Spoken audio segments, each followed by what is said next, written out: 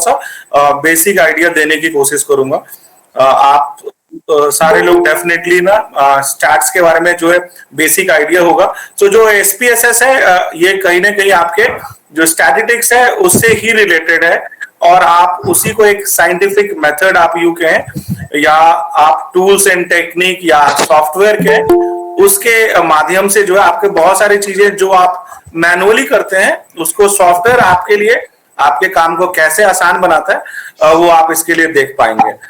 मैं सबसे पहले अपना प्रेजेंटेशन आपके साथ शेयर कर लेता हूं सो दैट ये आपके लिए थोड़ा सा क्लैरिटी दे देगा आपको कि ये किस तरीके से हमारा फ्लो चलेगा इस सेशन का। मैं एक बार आपके साथ स्क्रीन शेयर कर लेता हूं और मैं आपसे मैं इनफैक्ट मैं पूरा स्क्रीन शेयर कर रहा हूं आपके साथ सो दैट जो भी स्क्रीन पे आउटपुट आए तो वो आपको पूरी तरीके से दिखे। तो मैं आपसे एक बार ये कंफर्म करना चाहता हूं कि क्या आपके एंड पे अब ये पीपीटी विजिबल हो गया है, right? I hope it is visible. Yes sir. आप सारे यस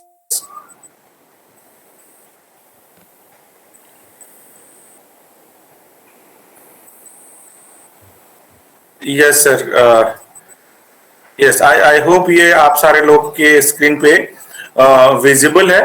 तो पीपीटी के माध्यम से मैं आपको पहले बताना चाहूंगा सबसे पहले फैक्टर एनालिसिस होता क्या है, राइट?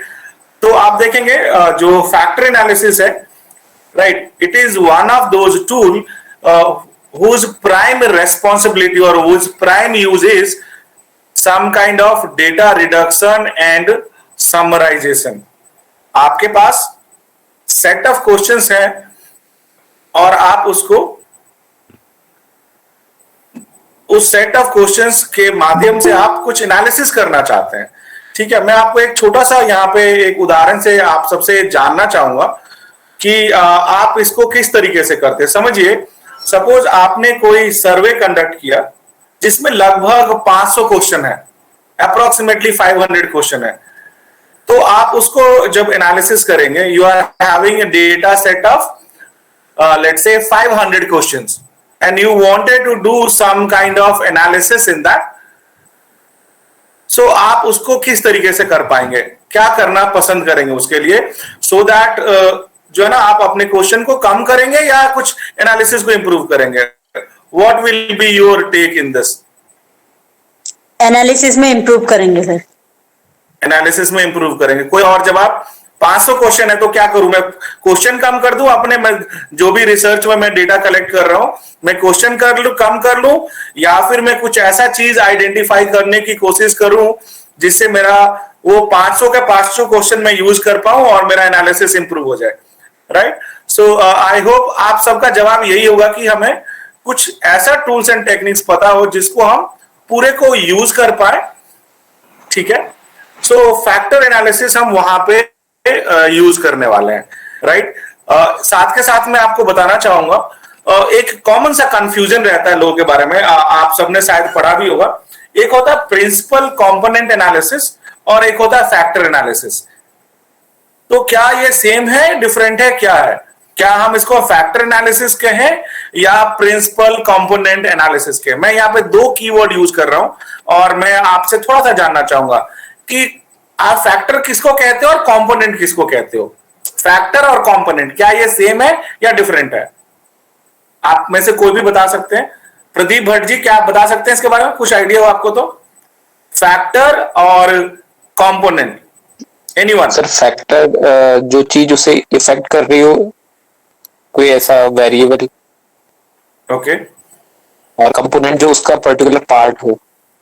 Okay, definitely. देखिए, जब कंपोनेंट की बात करते हैं तो देखिए दो चीज है। एक है कि कंपोनेंट फैक्टर क्या है, कोई बड़ा चीज है और उसको हम ना छोटा करके उसको हम इस तरीके से आप कैटेगराइज समराइज करना चाहते हैं ताकि जो सिमिलर वाली चीजें हो, राइट, वो एक जैसा आ जाए।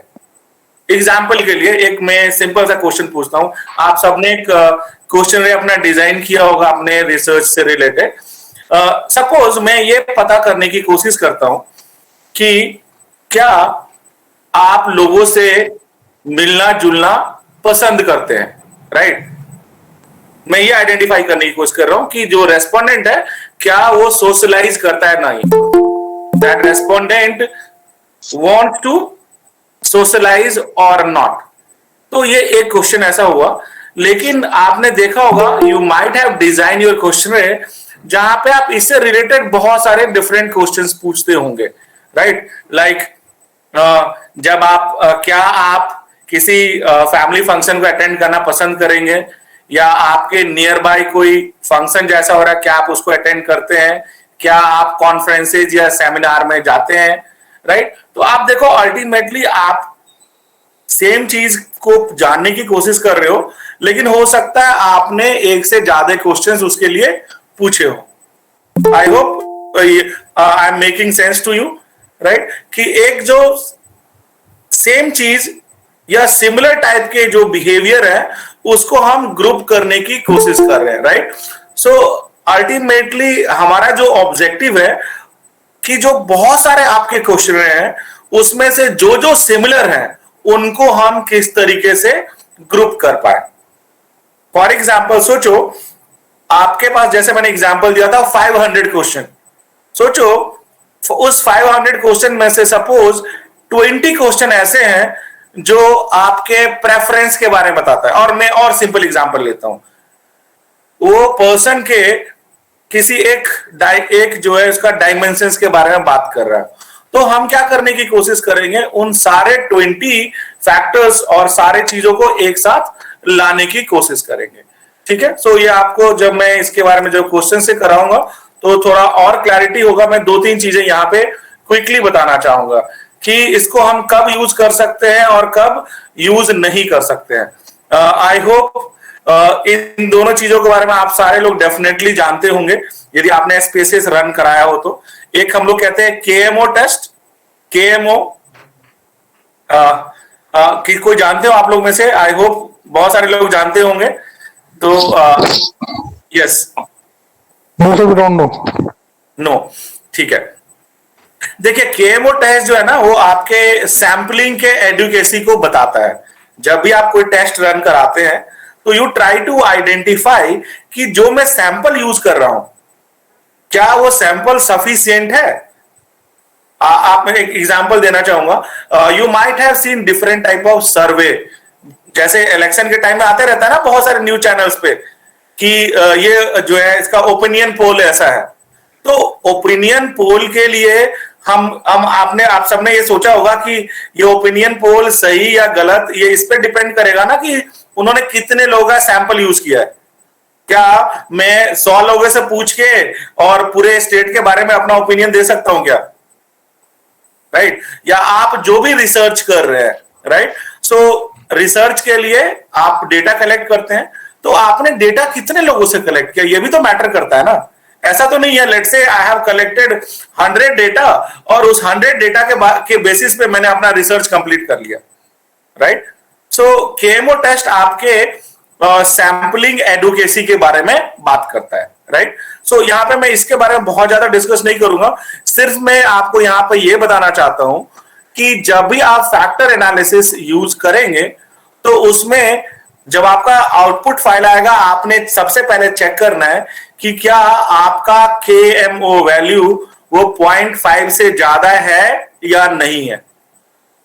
यदि आपका केएमओ का वैल्यू 0.5 से कम है इसका मतलब आपने जो भी एनालिसिस किया, राइट, उसके लिए आपके पास सैंपल सफिशिएंट नहीं थे। You need to have more samples so that you will have a better result out of it, ठीक है। सिमिलरली एक दूसरा चीज भी है जो ऑल्दो हम आज यूज नहीं करने वाले इसको, बट जब भी आप एनालिसिस करते हो you make certain hypothesis, right. आप हाइपोथेसिस को एक्सेप्ट या रिजेक्ट करते हो, तो उसके लिए भी एक टेस्ट बना हुआ है, राइट। सो अभी हम उसको डिस्कस नहीं करते, हम चलते हैं सीधा फैक्टर एनालिसिस हम कैसे कर सकते हैं, ठीक है। इसके लिए देखिए मैंने एक सैंपल एग्जांपल लिया, बहुत ही पॉपुलर एग्जांपल है। आप सब में से कोई भी देखते हैं, पुष्पा, आई होप क्या आप इसको देख के आइडेंटिफाई कर सकते हैं कि इसमें रिसर्चर क्या पता करने की कोशिश कर रहा है इस सैंपल एग्जांपल को देख के? हम क्या पता करने की कोशिश कर रहे हैं इसमें? तो एनीवन, मेरे को 2-3 लोग जो है जिन्होंने कैमरा ऑन किया वो दिख रहे हैं, तो मैंने उनका नाम रैंडमली ले लिया, कोई भी बोल सकते हैं, एनीवन फ्रॉम दिस बैच। आखिर इसमें हम क्या पता करने की कोशिश कर रहे हैं? फर्स्ट लाइन में लिखा हुआ है sir the perception and attributes लिखा है। Airline services.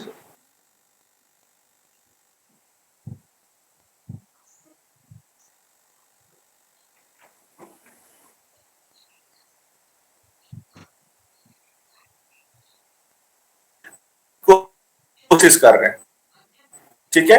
अब उस चीज को पता करने के लिए हमने कुछ क्वेश्चन डिजाइन किए, ठीक है।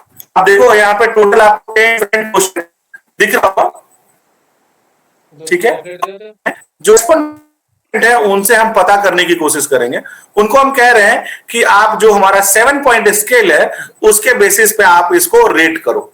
आई होप आप सबको लिकर्ट स्केल के बारे में पता होगा, राइट। इंटरवल स्केल क्या होता है, यदि आपको क्लैरिटी नहीं हो तो मैं आप सबसे रिक्वेस्ट करूंगा कि एक बार आप थोड़ा सा स्केल के बारे में जाके पढ़ें, डिफरेंट टाइप ऑफ स्केल क्या होता है, राइट। यहां पे मैं ये बताना चाहता हूं, ये वाला जो मैंने सैंपल एग्जांपल लिया है, इसमें जो भी क्वेश्चन है उसको जो आपका रेस्पोंडेंट है, right, he has to rate it on a scale of 7, ठीक है। जैसे कि पहला क्वेश्चन है, the airline is always on time. तो अलग अलग लोगों का रेस्पॉन्स जो है ना अलग अलग होगा।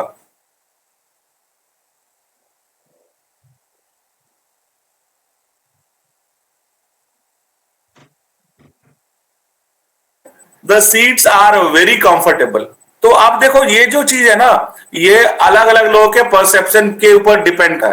सेम एयरलाइन में कुछ लोगों को जो है ना, जो सीट का कंफर्ट है वो अच्छा लग रहा होगा, किसी को अच्छा नहीं लग रहा होगा। जैसे मैं अभी पूछूं कि क्या मेरा वॉइस क्लियर है, क्या मेरा वॉइस क्लियर है, तो बहुत सारे लोगों को,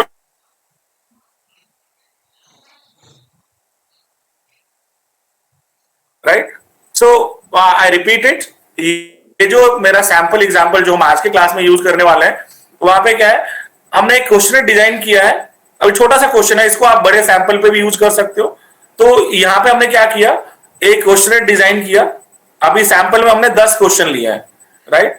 और हमने अपने रेस्पोंडेंट को कहा है कि आप इसको 1 से 7 के स्केल पे रेट करें, ठीक है। जैसे आप सबको भी मैं बोलूंगा, ठीक है, जैसे कि आपका क्या परसेप्शन है, तो यू कैन रेट इट, ठीक है।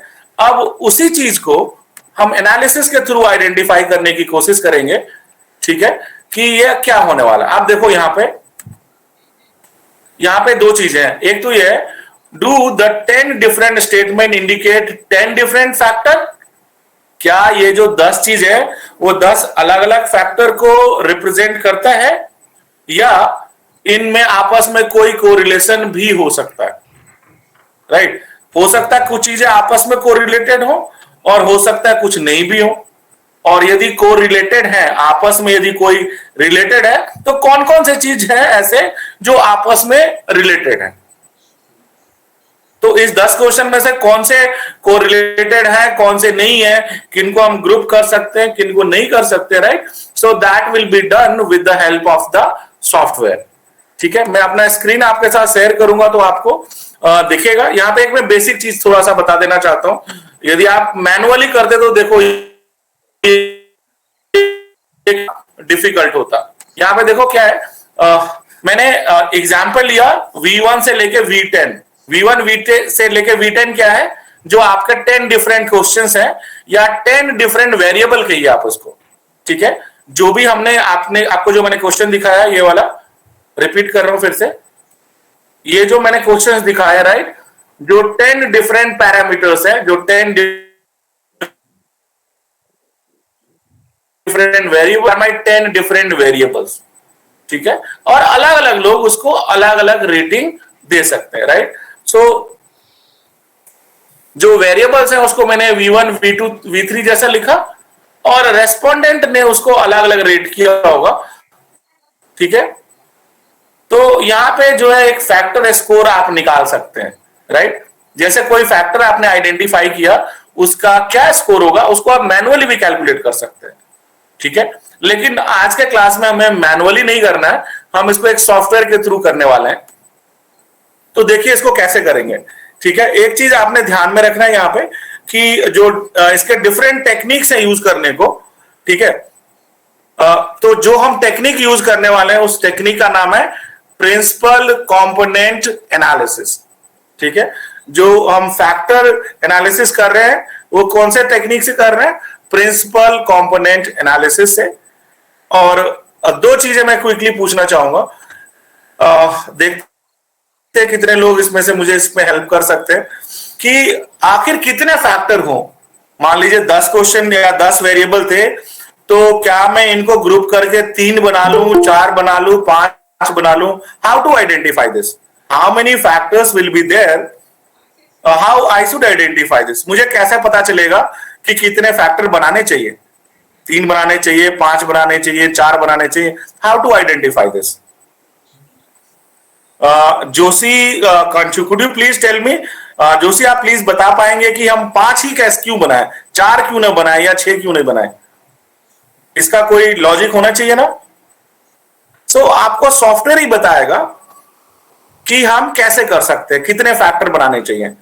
तो उसमें आपको एक दिखेगा आइगन वैल्यू, अभी आपको मैं सॉफ्टवेयर में दिखाऊंगा, ठीक है। जनरली जब भी आप फैक्टर निकालने जाएंगे तो हम सिर्फ उन्हीं फैक्टर्स को कंसीडर करेंगे जिनका आइगन वैल्यू मोर देन 1 हो, ठीक है। तो एक तो हम आइगन वैल्यू के बेसिस पे कर सकते हैं, ठीक है। दूसरा रहता है on the basis of scree plot. Repeat कर रहा हूं, बहुत सारे मेथड्स हैं जिसमें से सबसे जो पॉपुलरली 2 मेथड यूज होते हैं, एक होता है बेस्ड ऑन आइगन वैल्यू और दूसरा होता है बेस्ड ऑन स्क्री प्लॉट। स्क्री प्लॉट कुछ ऐसा दिखेगा, ठीक है। जैसे आप अपने हाथ का एल्बो कहते हैं ना, आपका कंधे से जुड़ा हुआ जो एल्बो और हैंड है, तो ऐसा कुछ दिखेगा, राइट।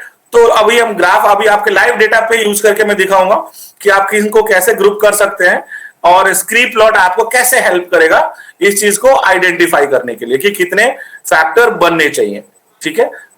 सो एक क्विक रिकैप कि सबसे पहले हमें आइडेंटिफाई करना है कि मेरे वेरिएबल्स कौन कौन से हैं, उसको हम कितने स्केल पे मेजर कर रहे हैं, ठीक है, और कितने फैक्टर्स बनाने हैं और फैक्टर किसके बेसिस पे आइडेंटिफाई करें। क्या मैं आइगन वैल्यू के बेसिस पे आइडेंटिफाई करूं या स्क्री प्लॉट के बेसिस पे करूं, ठीक है। तो मैं अपना एसपीएसएस सॉफ्टवेयर आपको दिखाना चाहता हूं और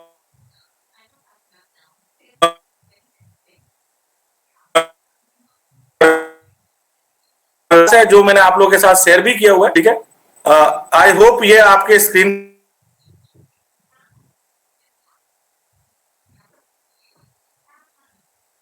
कर रहा हूं ताकि मैं सारे फाइल्स जो let me try to share my screen once again.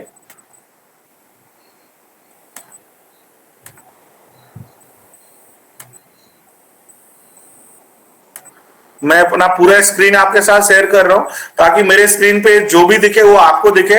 अब मैं आप सब में से किसी को देख नहीं पाऊंगा बीच में, तो यदि आप कुछ पूछ रहे हो तो आप प्लीज मुझे मैसेज में बताइएगा सो दैट मैं उसको कर पाऊं, ठीक है।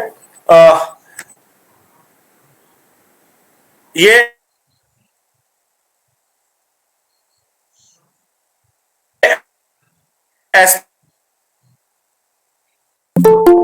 एसपीएसएस का फाइल आप देख पाओ, ठीक है। एसपीएसएस का फाइल आप में से मुझे कुछ लोग बता दें कि ये आपके एंड पे विजिबल हो गया यार SPSS file? No, sir. Yes sir, visible है। ये आउटपुट फाइल ये देखिए जिसमें लिखा हुआ है फाइल नेम है FA_airline, दिख रहा है वो? हाँ दिख रहा है sir, yes yes sir. Yes, okay. So आप देखिए यहाँ पे आपने यदि डेटा लोडिंग पहले सीखा होगा तो अच्छी बात है, नहीं तो मैं चलूंगा यहाँ पे क्योंकि जो डेटा लोडिंग सिखा रहा हूँ रेडी हो, ठीक है। देखिए आपके जो 10 डिफरेंट क्वेश्चंस थे वो ये वाले क्वेश्चन है। टाइम क्वेश्चन था, टाइम से रिलेटेड का कि क्या एरोप्लेन टाइम पे रहती है कि नहीं, उसका सीट कंफर्टेबल है, आपको फूड मिल रहा है वहां से, राइट, वो फूड डिलीशियस है कि नहीं, जो उनके एयरलाइन के जो स्टाफ है, एयर होस्टेस, राइट, वो ट्रेंड है या नहीं है, राइट। हो सकता है आपके अदर फैमिली मेंबर्स या पैसेंजर्स उस पर ट्रैवल कर रहे हो, राइट। इसके बाद उनका जो एयरलाइन है, उनका जो फ्लीट है, राइट, उनके एरोप्लेन्स जो है नए हैं कि बहुत पुराने हो गए, राइट। देन बहुत सारी airline company frequent flyer programme देती है, राइट। तो ये सारी चीजें जो है, ये आपका वेरिएबल कहां से आया, ये सारा कहां से आया, आप में से बताएंगे कोई मुझे, ये सारी चीजें क्या है जो मैंने हाईलाइट किया है? Chapter sir.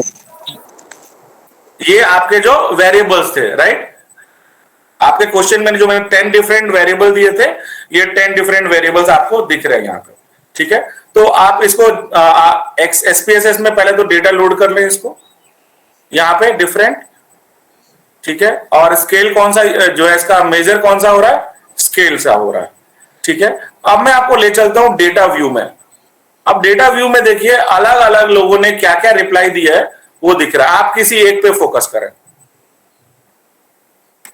आई होप ये पहला, आप में से कोई मुझे बताएंगे इसमें क्या ऑब्जर्वेशन बताया गया है? पहला यूजर जो है वो कैसा लग रहा है आपको, उसने क्या रिप्लाई दिया है, उसने किस तरीके से रेटिंग दी है? लो rate.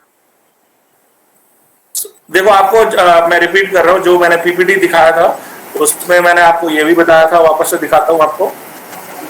On a scale of 1 to 7, 1 जो है कंप्लीटली एग्री के लिए है, और सॉरी कंप्लीटली डिसएग्री के लिए 1, और 7 जो है कंप्लीटली एग्री के लिए। जब आप किसी चीज से कंप्लीटली डिसएग्री कर रहे हैं तो 1, और जब आप कंप्लीटली एग्री कर रहे हैं तो 7। तो वापस चलते हैं इस फाइल में।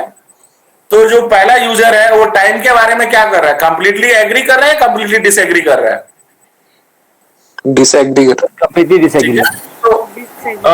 तो अल्टीमेटली आई होप कि ये चीज आप समझ पा रहे हैं कि यहाँ पे डिफरेंट रेस्पोंडेंट से जो भी डेटा आया है वो आपने फिल कर दिया है, ठीक है जी। आई एज्यूम कि यहां तक सारे लोगों को क्लैरिटी आ गई है।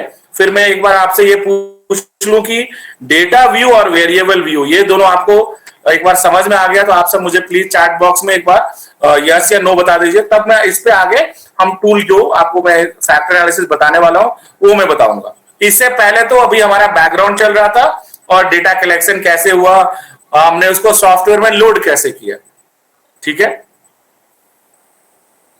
यानी कि सॉफ्टवेयर में डेटा लोड करने के तक सबको क्लैरिटी है तो मुझे एक बार यस में बता दीजिए। पार्टिसिपेंट्स बहुत सारे हैं बट रिप्लाई मुझे बहुत कम लोगों का आया है, right. So I request all of you कि if you are able to get up to this point please give me your feedback so that I can proceed further. Okay, good enough. तो अब हम चलते हैं इसके analysis part के ऊपर, right. सो आपने ध्यान रखना है, एक है आपका वेरिएबल व्यू, जहां पे देखो आप ये जो फर्स्ट कॉलम है यहां पे मैंने सबसे पहला मैंने लिखा है ऑब्जर्वेशन, उसके बाद जो भी मेरे वेरिएबल्स थे वो मैंने लिख दिए, ठीक है। और यहाँ पे एक लेबल है, आपको मैं यहाँ लेबल करना भी सिखा देता हूं, ठीक है। यहाँ पे अभी लेबल मैंने किया नहीं है, आप चाहें तो इसको लेबल कर सकते हैं, ठीक है। यहाँ पे जाके कि जो लेबल में जैसे यहाँ पे मैंने एक छोटा सा लिख दिया, सीधे टाइम है तो टाइम लिख दिया।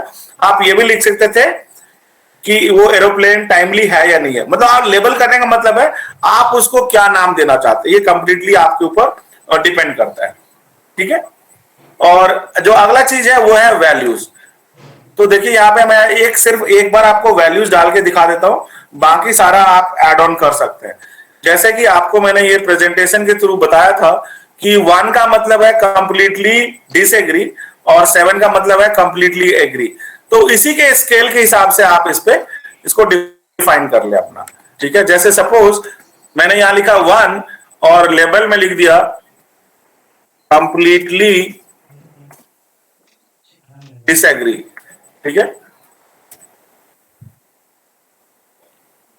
तो एसपीएसएस समझ जाएगा कि 1 का यूजर ने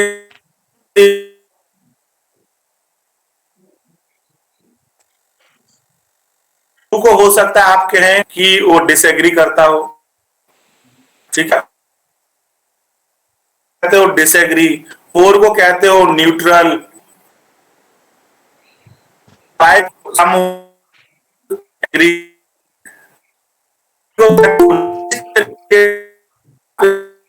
sir voice was not clear. Voice नहीं आ रही है सर ठीक से। कुछ पूछना चाहते हैं आप में से कोई? Sir voice is not clear. Sir, voice is breaking, sir. Voice let me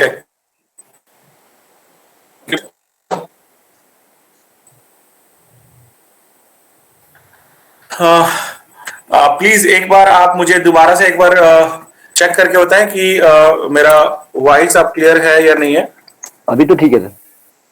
Now fine, ठीक है, sir. अभी वॉइस या इट्स नॉट नाउ फाइन थोड़ा सर। सा कभी इंटरनेट का फ्लक्चुएशन हुआ होगा ब्रॉडबैंड पे। एनीवे ठीक चल रहा है तो we'll continue। एक दो लोग मुझे चैट में बता दीजिए, इज इट ओके और नॉट, वॉइस इज क्लियर और not? Yes sir, you're audible. You're audible. Okay. Yes sir, Okay. You are audible now. Okay, thank you. Let me continue with this one. So ये हमारा data set था, ठीक है। तो यहां तक जो हमने जो भी किया है, इट इज अबाउट डेटा जो आप एक जो है अपने एसपीएसएस में किस तरीके से लोड करते हो, उसके बारे में ये आपका डेटा सेट था, ठीक है। मैं एक के बारे में आप खाली आपको एक्सप्लेन कर देता हूं।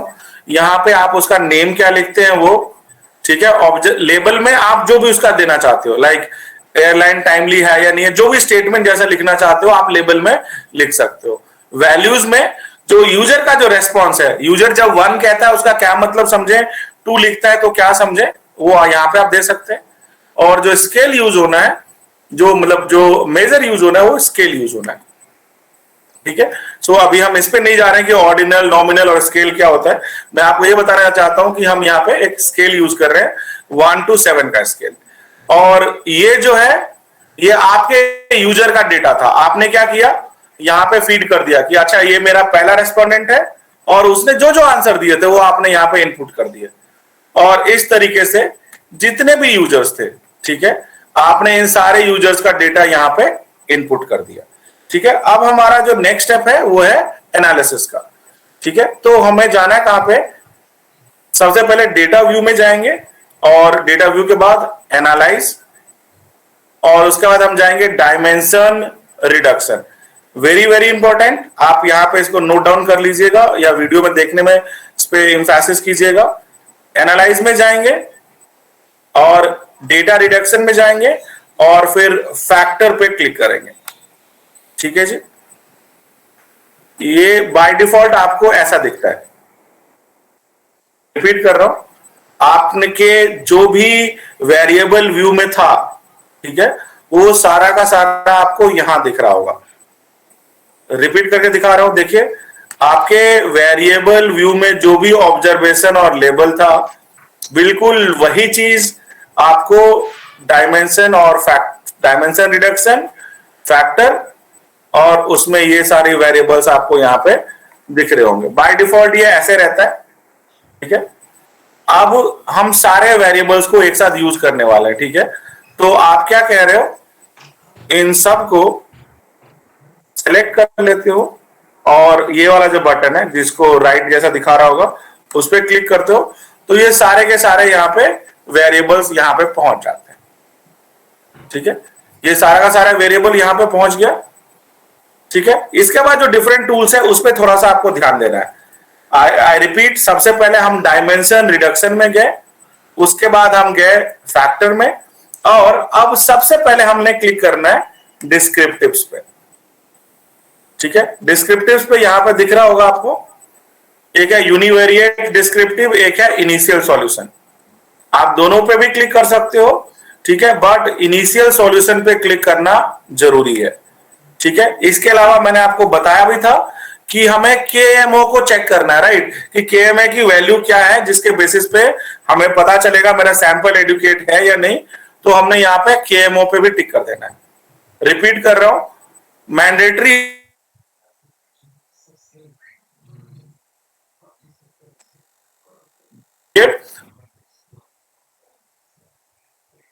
क्लिक करने पे, ताकि हम एक्शंस पे, तो एक्सट्रैक्शन में आपसे पूछा जाता है कि आप कौन सा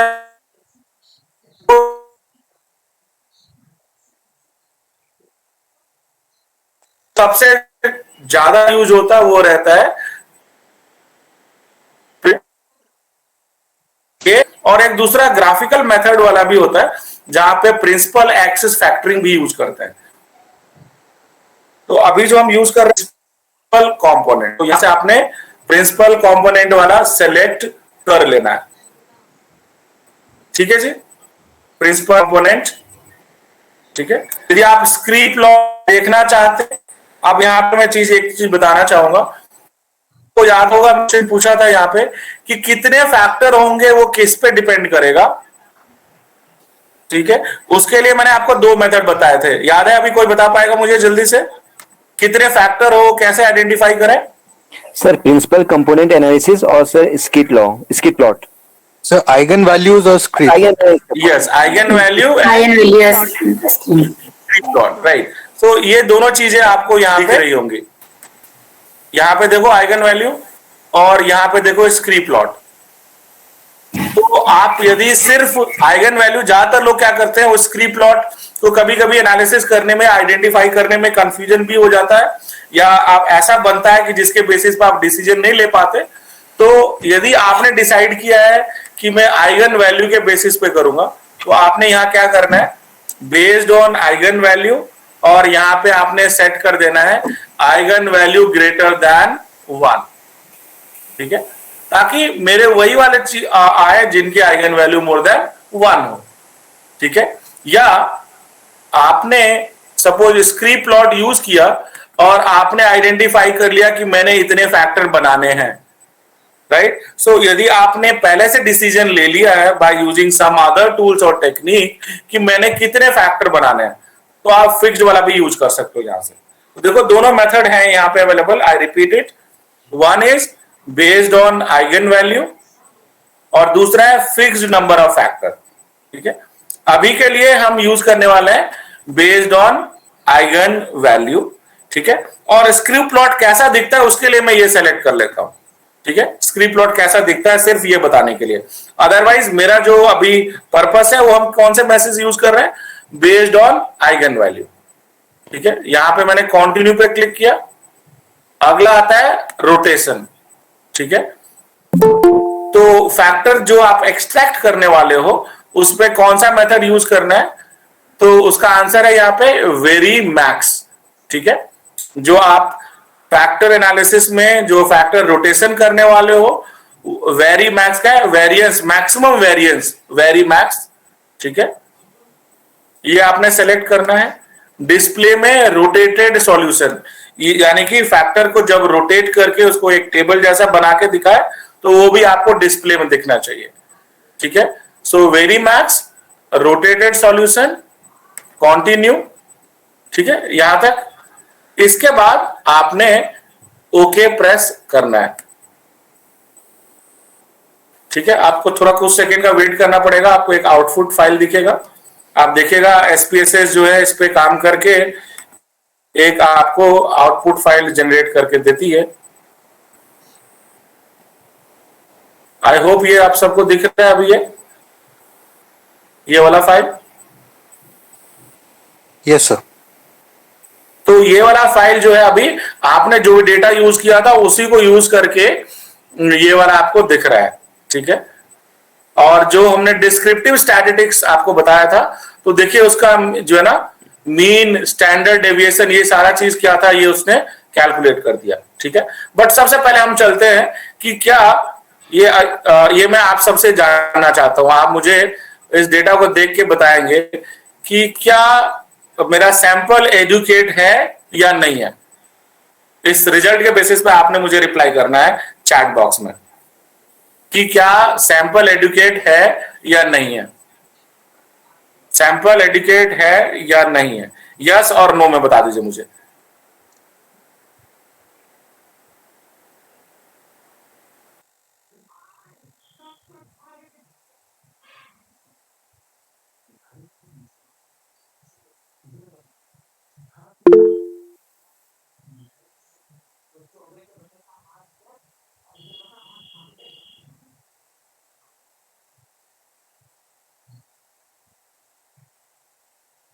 आपको बताया था के एम ओ वाला, राइट, और यहां पे बताया था वैल्यू 0.5 से ज्यादा होना चाहिए, right. So if you look at this, यहां पे आप देखें केएमओ का वैल्यू 0.506 है, यानी 0.5 है उससे ज्यादा है, ठीक है। 0.5 से भले ही थोड़ा सा ही है, बट ये 5 से ज्यादा है। मैंने आपके लिए मैं बताऊं, अभी जो मैं यूज कर रहा हूं इसमें मैंने सिर्फ 200 सैंपल यूज किए। देखो यहाँ पे ये दिखा भी रहा है कितने नंबर्स हैं, ठीक है।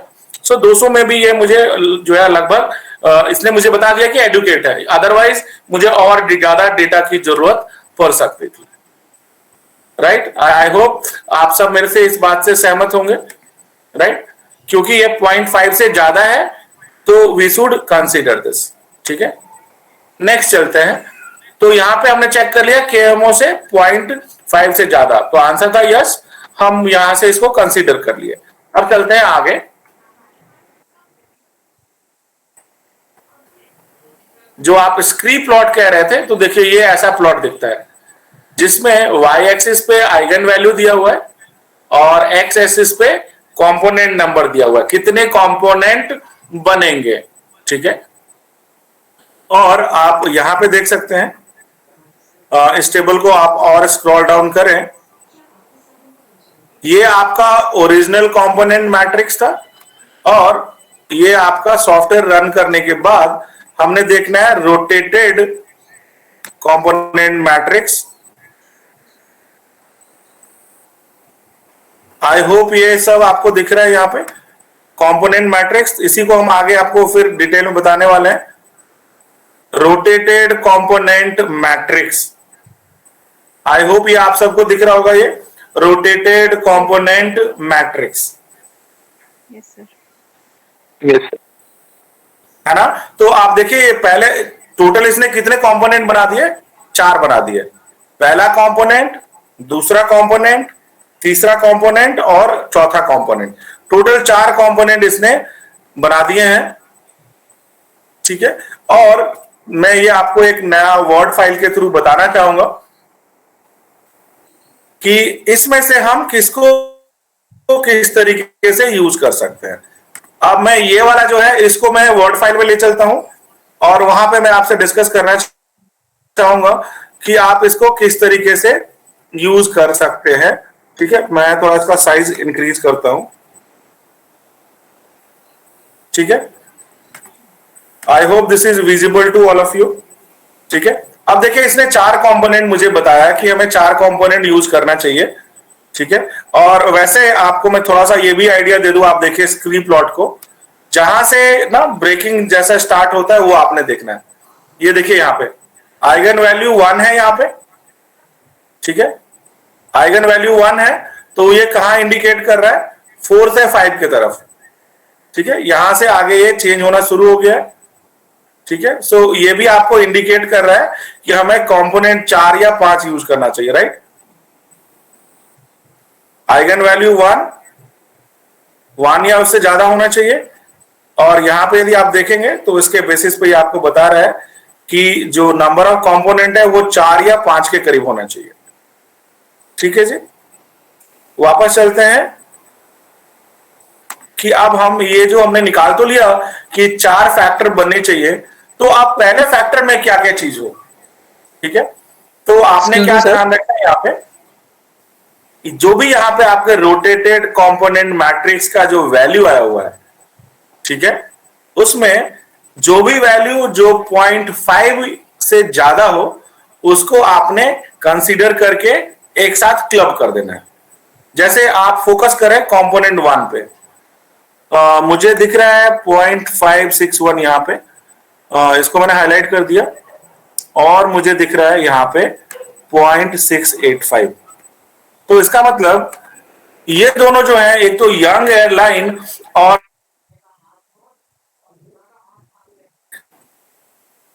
अब मैं क्लब कर सकता हूं। आपका जो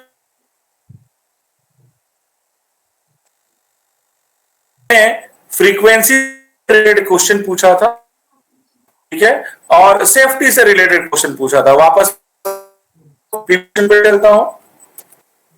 ये था हमारा क्वेश्चन, ठीक है। एक तो था ये I get the advantage of frequent flyer programme, ये। और जो दूसरा आपका आया इसी केस में, वो आया था सेफ्टी से रिलेटेड, ठीक है। फ्रीक्वेंट फ्लायर प्रोग्राम और जो सेफ्टी से रिलेटेड है, ठीक है। यहां एक टाइपिंग मिस्टेक है तो उसको आप ठीक कर सकते हैं, ठीक है। सो जो फ्रीक्वेंट फ्लायर प्रोग्राम मैं आपको यहां पे थोड़ा सा समझाने के लिए लिख देता हूं, ये आप लेबल में चेंज कर सकते हैं। जो आपने एसपीएसएस में डेटा एंटर किया वहां पे लेबल में चेंज कर सकते हैं, ठीक है। सो इसका मतलब मेरा पहला फैक्टर क्या बन गया, कौन बताएगा मुझे? आप लोग में से कोई बताएंगे कि जो पहला फैक्टर है आपका कौन सा बन गया? अब मैं इन दोनों को एक साथ क्लब करके एक फैक्टर जैसा, एक कंपोनेंट जैसा कंसीडर कर सकता हूं। यानी मैंने जो जितने भी सारे क्वेश्चन पूछे थे उसमें से ये दोनों क्वेश्चन या ये दोनों वेरिएबल जो है वो उनको हम एक साथ क्लब करके एक फैक्टर जैसा यूज कर सकते हैं, ठीक है। तो इन दोनों को आप एक नाम दे सकते हो। जैसे यहाँ पे दो चीजें निकल के आई, एक तो ये कंपनी जो है, ये जो एयरलाइन कंपनी है वो फ्रीक्वेंट फ्लायर प्रोग्राम जैसा दे रही है और सेफ्टी फीचर भी उनका जो है अच्छा है। तो आप क्या, मैं इसके लिए कोई आपको एक टर्म यूज कर सकते हो ताकि इन दोनों को हम एक साथ क्लब कर सके? क्या बता पाएंगे? कोई टर्म आप देना चाहेंगे इसको ताकि आप एनालिसिस में आगे इसको यूज कर सके? एक तो सेफ्टी वाला और दूसरा फ्रीक्वेंट फ्लायर प्रोग्राम वाला, ये दो चीज। आई होप आपको पता होगा फ्रीक्वेंट फ्लायर प्रोग्राम क्या होता है। कोई बताएंगे इसके बारे में, what is frequent flyer programme? Anyone? चलिए मैं बताता हूं आपको कि जो लोग एयरलाइन है ना, इसको जो एरोप्लेन्स को फ्रीक्वेंटली यूज करते हैं, फ्रीक्वेंटली एयर ट्रैवल करते हैं, ठीक है। तो जो कंपनीज है एयरलाइन कंपनी, उनको टिकट बुकिंग के बेसिस पे ना उनको कुछ पॉइंट्स जैसा देती है, राइट। जैसे आप कूपन कोड कहते हो, कैशबैक कहते हो, उसी तरह का कोई उनको एक लॉयल्टी प्रोग्राम देती है कि आपने हमारे एयरलाइन से को यूज किया है, इसके बेसिस पे हमने आपको इतने पॉइंट्स दे दिए, तो आप नेक्स्ट बुकिंग में आप इस पॉइंट को यूज कर लो, सो दैट आप बार बार उस एयरलाइन कंपनी को यूज कर सको।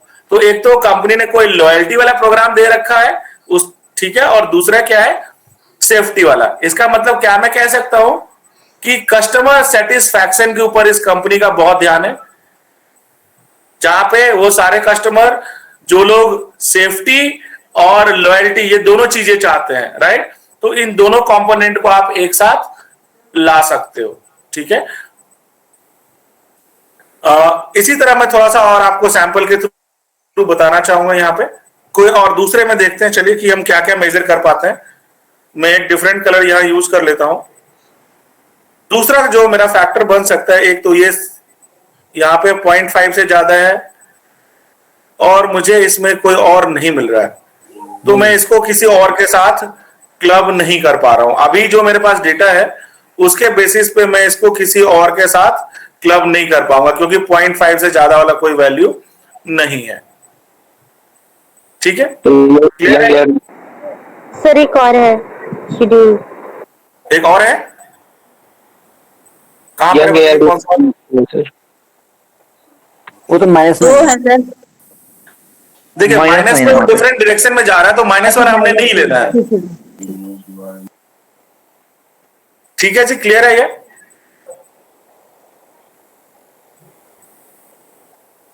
Is it clear okay sir, okay sir. Yes sir. To all of you? Yes, sir. Depend करता है डेटा के हिसाब से, ठीक है, कि आपके पास कौन सा डेटा है, ठीक है। मैं एक दो सैंपल आपको और रन करके दिखा देता हूं सो दैट आपको थोड़ा सा क्लैरिटी हो जाए, ठीक है। At before I take some other example, मैं ये जानना चाहता हूं कि फैक्टर एनालिसिस कैसे रन करेंगे, right. How to run factor analysis, ये आप सबको क्लियर हो गया? How to run factor analysis in SPSS।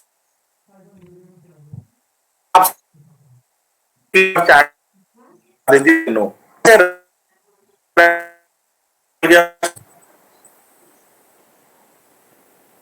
एक बार मुझे चैट बॉक्स में प्लीज इन्फॉर्म करें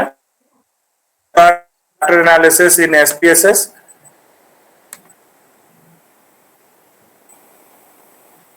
ठीक है, क्विक रिकैप करता हूं, या दूसरा एग्जांपल लेंगे तब भी आपको क्लैरिटी मिल जाएगा इसके बारे में।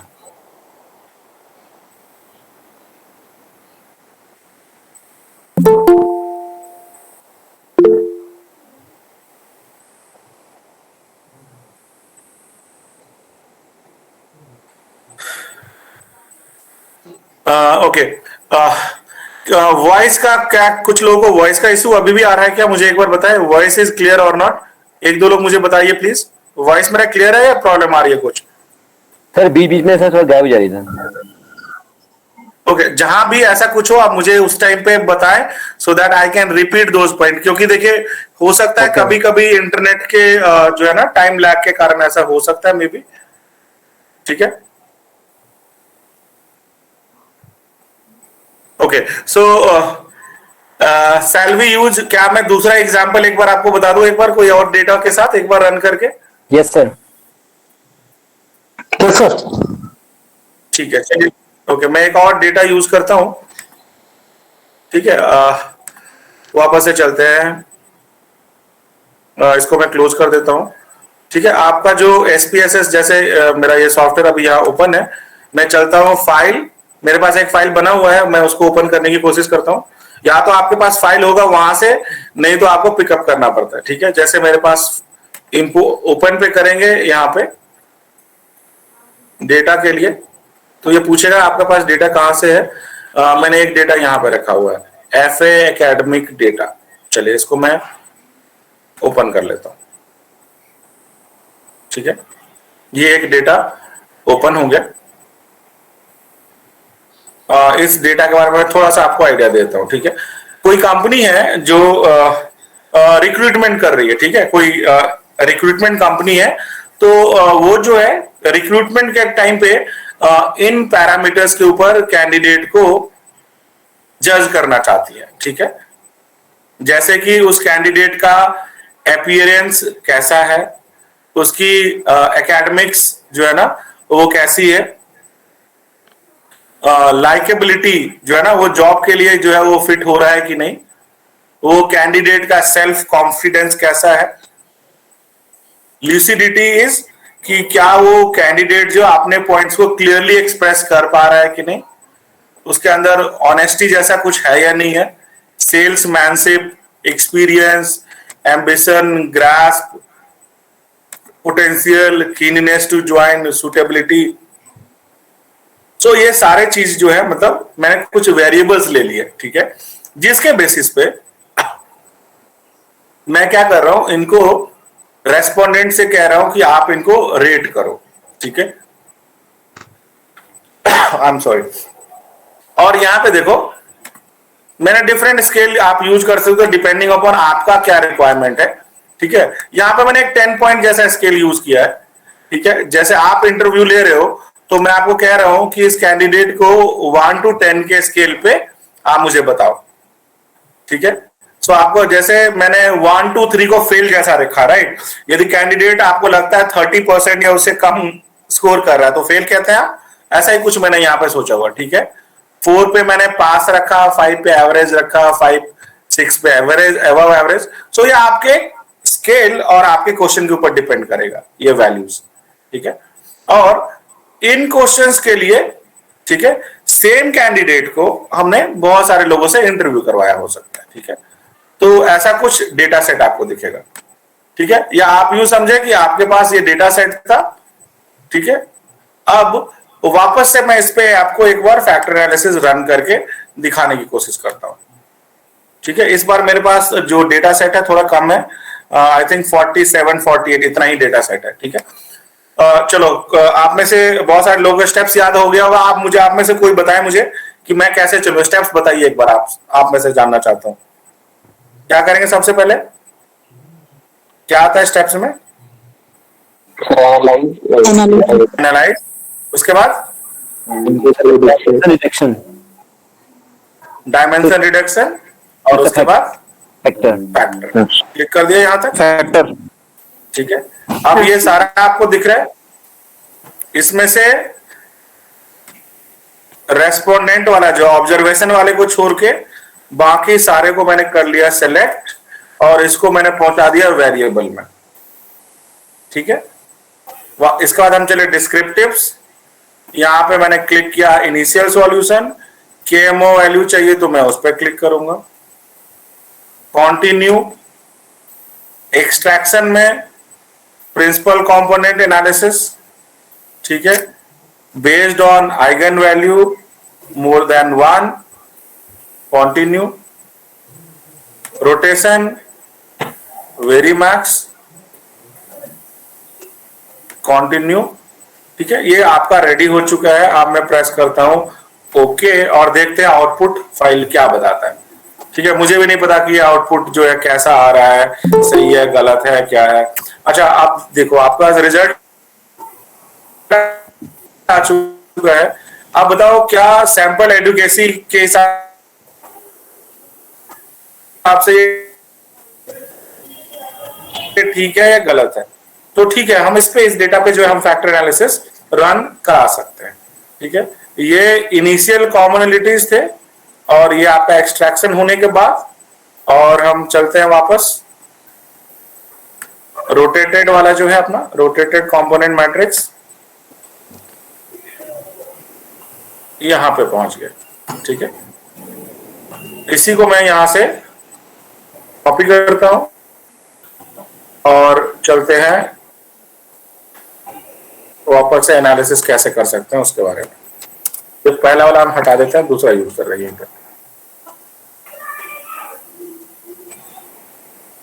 ठीक है जी। वापस से हमने क्या करना है, जो रोटेटेड कंपोनेंट मैट्रिक्स है आपने आइडेंटिफाई करना है 0.5 या उससे ज्यादा वाला वैल्यू कौन कौन है जिनको हम ग्रुपिंग कर सके, ठीक है। पहला वाला फैक्टर जो हम देखना चाहते हैं, देखते हैं उसमें कौन कौन सा आ रहा है।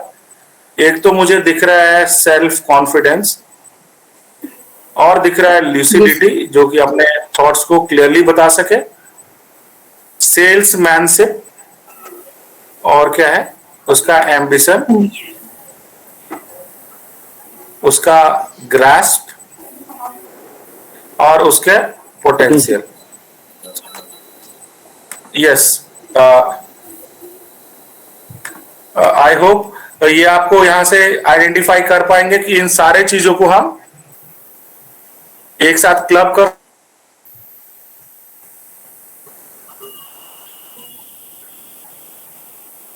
सकते हैं।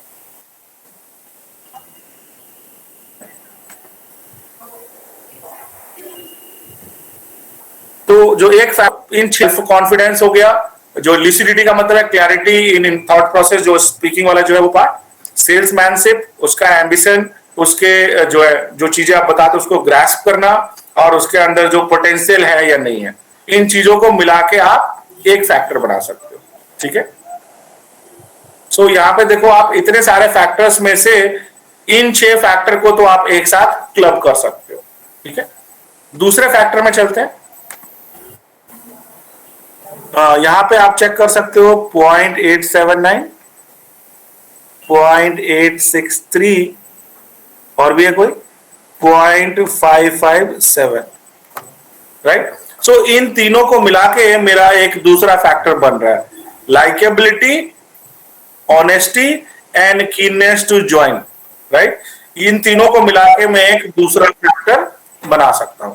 रिपीट कर रहा हूं, likeability, honesty and keenness to join, इन तीनों को मिला के मेरा एक दूसरा फैक्टर बन जाएगा, ठीक है। और आप उस फैक्टर को अपने स्टडी के हिसाब से उसको आप एक नेम दे सकते हो,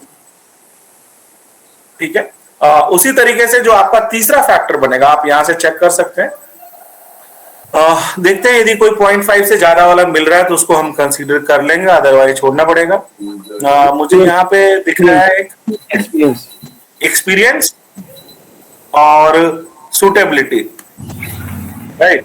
और वैसे भी आप देखेंगे एक्सपीरियंस, जो बंदा एक्सपीरियंस होगा उस जॉब के लिए सूटेबल होगा, राइट। तो ये दोनों फैक्टर को मैं एक साथ भी ला सकता हूं, ठीक है। ये जो दो डिफरेंट जो वेरिएबल्स थे, एक्सपीरियंस और सूटेबिलिटी, इस दोनों को मिला के मैं एक फैक्टर बना सकता हूं, ठीक है। इसी तरीके से एक जो लास्ट वाला हमारा फैक्टर है उसको देख लेते हैं। इसमें अपना आ रहा है एकेडमिक जो है एकेडमिक एबिलिटी, देन और कोई आ रहा है? और कोई नहीं आ रहा है इसमें। No, sir. तो एकेडमिक एबिलिटी तो बिल्कुल डिफरेंट, किसी के साथ क्लब नहीं हो पा रहा है, right? So I hope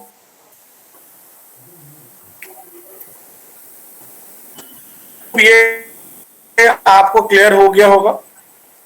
I wanted response from all थे, उसको आपने किस तरीके से ब्रेक डाउन करके 4 अलग अलग फैक्टर बनाए, ठीक है? जी ब्रिथवाल, आप थोड़ा अपना क्वेश्चन पूछेंगे? एग्जैक्टली मैं समझ नहीं पा रहा हूं कि आपका क्वेश्चन क्या, how we will club these factor. Sir जो आपने वेरिएबल्स बताए जिनकी वैल्यू 0.5 से ऊपर है, आपने बोला कि उनको जो है क्लब करेंगे, तो वो चीज समझ में नहीं आएगी, how we will club these मैं ये वेरिएबल्स। कह रहा हूं कि उन चारों जो 3 या 4 जो वेरिएबल जिनके जैसे आपने आइडेंटिफाई किया कि ये मेरा पहला फैक्टर होगा, राइट? उन फैक्टर्स को हमने क्लब करने की कोशिश की, ठीक है, जिनकी वैल्यूज 0.5 से ज्यादा है। मैं ये बताना यहाँ चाहता हूं कि उन सारे क्वेश्चंस को जो रेस्पोंडेंट ने आंसर किया है ना, राइट, वो सेम चीज को इंडिकेट कर रहे होंगे, सिमिलर चीजों को इंडिकेट कर रहे होंगे, इसीलिए आप उनको जो है एक साथ क्लब कर सकते हैं। एक दूसरा मैं इससे रिलेटेड एक एग्जांपल आपको देना चाहूंगा, शायद आपको थोड़ा और क्लैरिटी दे दे वो। सपोज आपने एक यूजर का टेस्ट लिया आपने, ठीक है? टेस्ट में 100 क्वेश्चन थे, उसमें से कुछ क्वेश्चन न्यूमेरिकल एबिलिटी से रिलेटेड थे, कुछ क्वेश्चन उसके वर्बल एबिलिटी से रिलेटेड थे, और कुछ क्वेश्चन जनरल नॉलेज से रिलेटेड थे, ठीक है? तो अल्टीमेटली जब आप स्कोर बना रहे होंगे तो आप क्या कर रहे होंगे, राइट? जो न्यूमेरिकल एबिलिटी वाले सारे क्वेश्चंस को आप एक साथ क्लब कर रहे होंगे, वर्बल एबिलिटी वाला सारा आपका एक साथ आ रहा होगा, जनरल नॉलेज वाला सारा एक साथ आ रहा होगा, राइट? सो यही चीज हम यहां पे कर रहे हैं, वो सारे वेरिएबल्स जो सेम चीज के लिए और या फिर के सेम फैक्टर के तरफ इंडिकेट कर रहे हो, हम उनको क्लब कर देंगे, राइट? और उनको क्लब करके आप एक डिफरेंट नेम दे सकते हैं। आई होप ये आपको थोड़ा क्लैरिटी हुआ होगा प्रीतवाल जी। यस सर, जी सर, क्लियर हो गया। ओके, सो मैं आप सबको यहाँ पे एक बताना चाहूंगा कि देखिए, सॉफ्टवेयर जो है आपको रिजल्ट जो है ना, सॉफ्टवेयर में रिजल्ट लाना तो आसान है, लेकिन क्या हम उसको इंटरप्रेट कर पाते हैं कि नहीं, और कौन सा टेस्ट या कौन सा टूल और टेक्निक कब लगाना है, ये बहुत इंपॉर्टेंट हो जाता है, ठीक है? साथ ही साथ मैं आप सबको बताना चाहूंगा कि वैसे तो आज के डेट में देखिए टेक्नोलॉजी धीरे धीरे चेंज हो रहा है, तो SPSS जो है ना बहुत ज्यादा यूज होता है, and at the same time आप ना इसके अलावा अदर जो है ना सॉफ्टवेयर भी आ गए हैं, जैसे बहुत सारे लोग R का नाम आपने सुना होगा, राइट? R और पाइथन लोग साथ साथ में यूज कर लेते हैं, सो R इज अनदर सॉफ्टवेयर, ठीक है? तो मैं ये बताना चाहूंगा कि आप में से यदि पहले सॉफ्टवेयर यूज नहीं किया है या आपको क्लैरिटी नहीं है, तो आप इंटरनेट पे यदि सर्च करेंगे तो ये जो आपका सॉफ्टवेयर है ना SPSS, ये एक्चुअली IBM ने डेवलप किया हुआ है, या इनफैक्ट कहें कि आज के डेट में इसकी ओनरशिप IBM के पास है। आप इसका ना SPSS ट्यूटोरियल करके भी यदि आप सर्च करते हैं, ठीक है, या फिर IBM SPSS ट्यूटोरियल, तो वहां पे भी आपको इससे रिलेटेड बहुत सारे जो है ना कॉन्सेप्ट्स और एग्जांपल्स मिल जाएंगे। आपका यदि इंटरेस्ट हो तो डेफिनेटली मैं आपको सजेस्ट करूंगा कि आपने जितना भी डेटा कलेक्शन कर लिया है या आप जो भी रिसर्च कर रहे हो, राइट, उसके ऊपर टूल्स एंड टेक्निक साथ के साथ एक बार आप रन करा के देखते रहें, राइट? तो एक तो क्या है, आपका प्रैक्टिस भी बना रहेगा, राइट, और आप उससे रिलेटेड अपने क्वेश्चंस भी आगे पूछ पाएंगे, ठीक है? मैं आपको यह भी बताना चाहूंगा कि सिर्फ फैक्टर एनालिसिस निकालने तक ही आपका काम नहीं खत्म हो जाता। हो सकता है आपने आइडेंटिफाई कर लिया कि अच्छा चलो ये 4 फैक्टर तो है, अब ये चारों फैक्टर के बीच आपस में कोई रिलेशनशिप है या नहीं है, राइट? हो सकता है आगे जाके इसके ऊपर आप रिग्रेशन लगाना चाहते हो, राइट? तो ये सारी चीजें आप आगे जाके कर पाएंगे, प्रोवाइडेड आपने सही टूल्स एंड टेक्निक्स यूज किया है, सही क्वांटिटी में आपके पास रेस्पॉन्सेज अवेलेबल है। ठीक है, सो यदि आप इससे रिलेटेड कोई स्पेसिफिक डाउट पूछना चाहते हैं तो आप पूछ सकते हैं। मुझे बताया गया था 7:30 तक का ये सेशन है, तो स्टिल अभी 7:35 हुआ है। मैं सर से रिक्वेस्ट करूंगा कि इनफैक्ट यदि हमें कुछ और टाइम, यदि बच्चों का कोई, आप स्कॉलर्स का कोई क्वेश्चन है तो मैं उसको ले लूं। आपसे जानना चाहूंगा, कोई आप पूछना चाहते हो कोई स्पेसिफिक डाउट, कोई क्वेश्चन आपका हो तो। सर जैसे फैक्टर्स एनालिसिस करने के बाद सर हमने सर जैसे कि चार कंपोनेंट आ गए थे सर, 4 कंपोनेंट आ गए थे, और उसके बाद सर अगर सपोज सर कि 10 बार वेरिएबल्स थे सर, उनको हमने सर कि क्लब कर लिया, और क्लब करने के बाद से सपोज 5-6 सर की फिर भी सर के बच जाते हैं, तो सर जो 4 कंपोनेंट और सर उसके बाद भी सर फिर जो 5-6 बचे हुए थे उनमें क्या रिलेशन रहेगा, कैसे उनको? देखिए, आपने जब फैक्टर एनालिसिस यूज किया तो आपके पास जो बहुत सारे वेरिएबल्स थे, आपने ऑलरेडी उन सबको रिड्यूस करके कम कर लिया। ठीक है, अब आपका रिसर्च किस डायरेक्शन में आपको ले जा रहा है कि वो जो 4 या 5 आपके पास फैक्टर बचे हुए हैं, उसके ऊपर आप क्या टूल या टेक्निक लगाना चाहते हो, वो आपके रिसर्च के ऑब्जेक्टिव के ऊपर डिपेंड करेगा।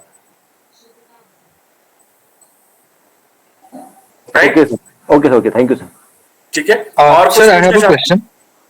यस प्लीज सर मुझे ये पूछना था, जैसे 10 वेरिएबल्स के 4 फैक्टर्स में यू कैन स्टिल गेस कि क्लबिंग में उसका मतलब क्या होता है। If I have let's say 40-50 variables, वो अगर कंडेंस होके प्रिंसिपल कंपोनेंट एनालिसिस के थ्रू लेट्स से 5 कंपोनेंट्स आते हैं, 5 फैक्टर्स आते हैं, तो उसमें फाइंडिंग आउट की वो एक पहला फैक्टर का मतलब क्या है, like given that it might have like 10 variables, तो उसमें फिर हम कैसे अपना इंटरप्रिटेशन दे पाएंगे? देखिए, मैं आपको बताना चाहूंगा यहाँ पे कि देखिए, चाहे आपके पास जितने भी वेरिएबल्स क्यों ना हो, जैसे मैंने आपको सेशन के स्टार्ट में ही बताया, मैंने 500 क्वेश्चन पूछ लिया मान लो यूजर से, राइट। 500 क्वेश्चन मतलब मैंने लगभग 500 वेरिएबल दे दिया एक तरह से। ठीक है, तो जो फैक्टर एनालिसिस का काम ही यही है कि जो आपके जो सिमिलर क्वेश्चंस है ना, सिमिलर टाइप के क्वेश्चंस जो आपको सिमिलर रिजल्ट दे रहे हो, उनको वो आपस में क्लब करके साथ में ला देता है। तो जो आपको मैंने मेथड वहां बताया था ना कि आइगन, पहले तो आपने टेस्ट कर लिया कि क्या आप इस पे फैक्टर एनालिसिस लगा सकते हैं कि नहीं। आपका आंसर आ गया यस कि ठीक है चलो हम लगा सकते हैं। तो आप चाहे जितना मर्जी वेरिएबल यूज किए हो, ठीक है, तो वो आपको ना क्या कहते हैं, जो फैक्टर एनालिसिस है वो आपको रिड्यूस करके उसके जो है ना नंबर्स काफी कम कर देगा। नॉर्मली 4, 5, 6, 7 इतने कंपोनेंट्स ही आपको मिल पाएंगे। सर वही मैं पूछ रहा था कि फिर जो कंपोनेंट्स मिलेंगे उनका इंटरप्रिटेशन तो बहुत डिफिकल्ट नहीं हो जाएगा, गिवन दैट उसमें 7-8 वेरिएबल अलग अलग तरह के हो सकते हैं फर्स्ट कंपोनेंट में, तो फिर हम वो फर्स्ट कंपोनेंट का नाम क्या देंगे?